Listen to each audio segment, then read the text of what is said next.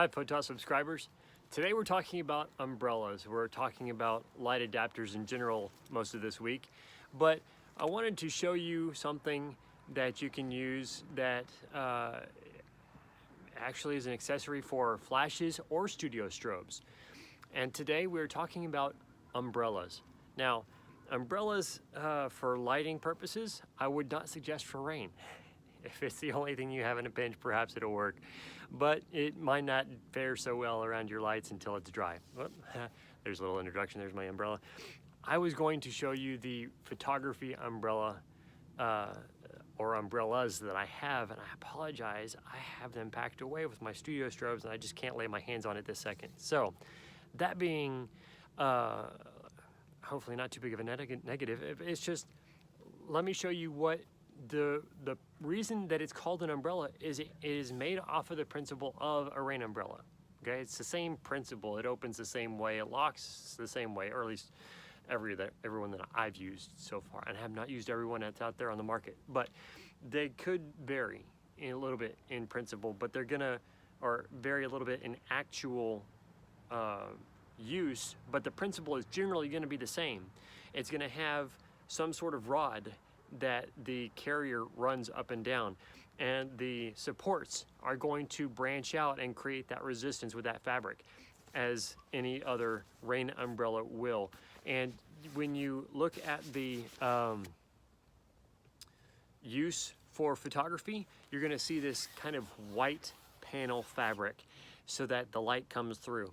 So all that detail of what an umbrella looks like is going to affect your photography in this way.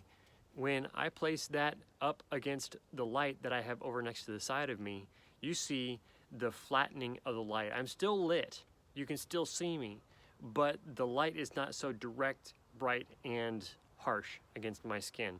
Now, I'm gonna remove it and let you see the difference again without the umbrella blocking that light and diffusing it. That light diffusion of that light over here for me to my left is part of what the umbrella will do for you. As you apply that umbrella to your light in your photograph, that light will become a lot less direct, intense, and it'll be diffused, dispersed quite a lot. And your scene will be a little bit less bright.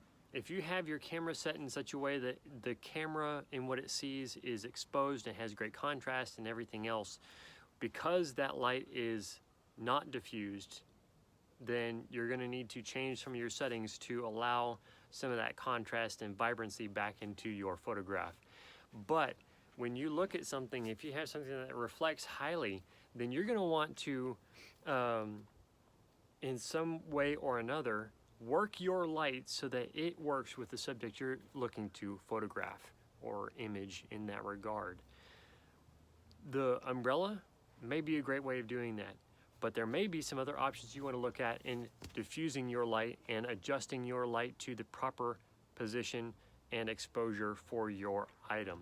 All that to add up into your lighting of your subject is going to be important, because some objects are just simply not lit the same way as everything else.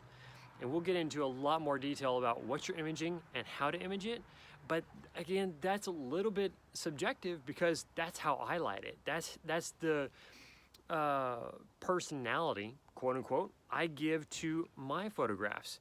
You might have another way of adding a little bit of personality and detailed in bringing something out about that object in your style of lighting. Now, there are some very big do's and don'ts with something that you're imaging, because it creates a look that is not pleasing to the eye. And while we're starting out, we just don't know that it's not pleasing. To us, maybe that's part of our artistic expression. Well, it's just not going to get us very far. And that's one of the reasons why we want to take our photography from where we are, which is good photography because it's exposed and we see the item, we know what it is. It's just not an item that we or someone else, if we were really honest about it, would choose in a lineup of other photographs of the same item, because there are other ways of lighting it better and seeing it and showing some of its detail off. So, thank you so much for watching today. Please subscribe. click like. If this has helped you figure some things out about lighting as we continue to talk about how lighting is adjusted or anything else, please subscribe, click that notification bell, turn that ringer on so that you don't miss any of the future videos that are coming out. Thank you so much. Talk to you later.